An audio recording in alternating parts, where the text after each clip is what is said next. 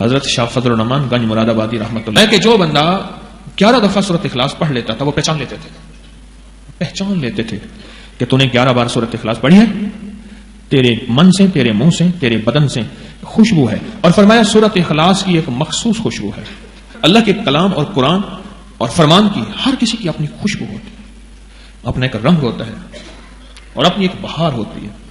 एक दफा एक जवान उनकी महफिल में बैठा था और वो सूरत इखलास पढ़े जा रहा था।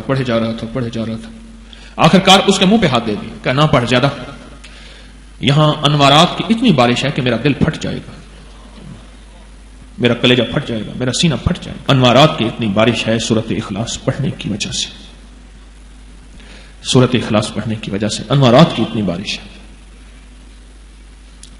और सूरत इखलास की बरकत से इतनी रहमतें बरसती हैं, इतना फजल, इतना करम मुतवज्जह होता है।